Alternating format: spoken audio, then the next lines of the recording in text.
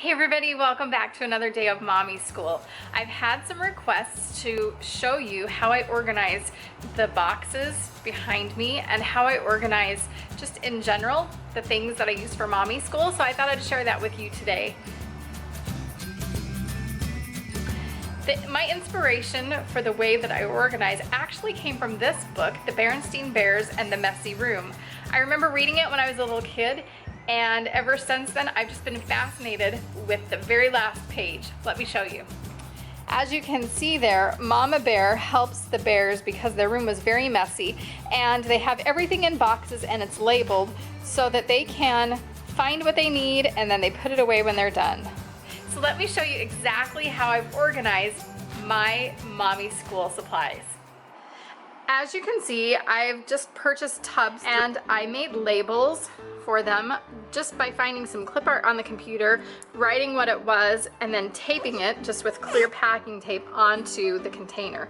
This container right here was actually something from Costco. I think it was animal crackers, but it fit the ABC magnets just perfectly.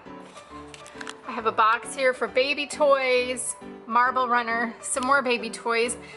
As I've had babies, I just like to switch the tubs out so that not everything's out all the time. My specific school games, or things like I called them ABC, are found in these different tubs here, and I just put the same label on it so that I can rotate them. I could get more specific with it, but I just never have, and I have quite a few of those. If I have a bag instead of a container for something, I do the same thing. I just put a label on it, and that way I know exactly what's supposed to go in there, and so do my children. I've done the exact same thing with my larger wooden puzzles. As you can see, they have a container that says puzzles. I've made sure to put them in a container all together instead of leaving them loose. That way we can pull out a puzzle, play with it, and put it back inside. And if the pieces happen to slip off and fall down in the bucket, that's a lot better than having them strewn all over my house and we can't find them.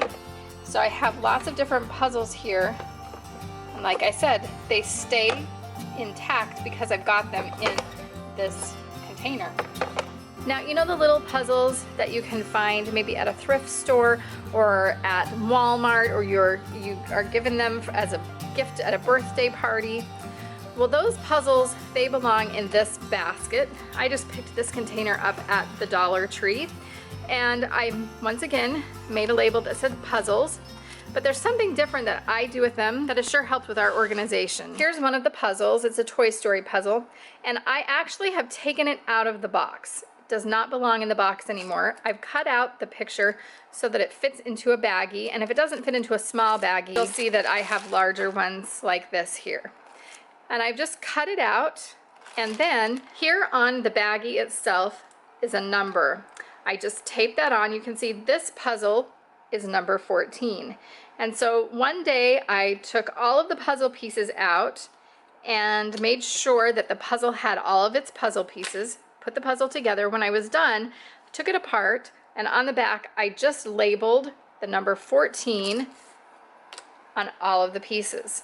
So this is puzzle number 14. It goes in puzzle number 14 bag. So if at some point in time one of these puzzle pieces ends up in a couch cushion or something like that, I can look at the back and say, oh, that belongs in the puzzle 14 bag.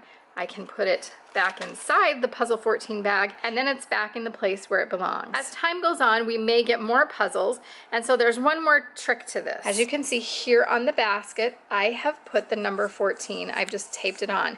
So that means that we have 14, not to be confused with puzzle 14. There are 14 puzzles in this basket. So if we get another puzzle from maybe a birthday or Christmas or just a trip to the Dollar Tree, then I will do the same thing with the puzzle over here, cut it out, label all of the pieces, put it in a bag, label the bag, but then it would be 15 or 16 or 17, whatever number we're on, and I would change this here so that I always know what number needs to go next.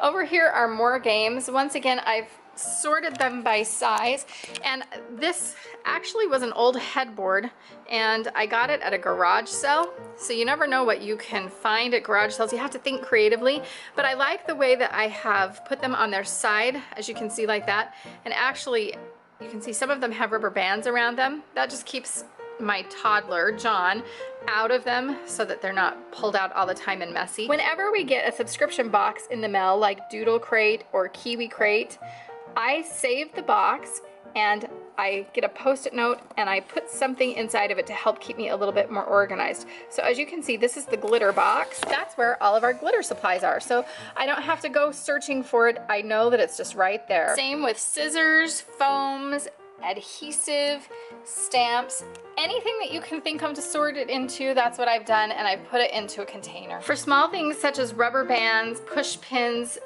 brads, or paper clips, things like that, I have just gone to KFC and saved these over the years. These are the side dish containers, so like if you get mashed potatoes or corn or baked beans or something like that, I just bring the containers home, wash them out in the dishwasher, and then I've put a label on them. So this is the rubber bands container. I find that these work great for that because they snap shut, and there's all of our rubber bands. So when I need them, all I have to do is grab the proper one. What are some things that you like to do to keep organized? I'd love to continue this conversation down below.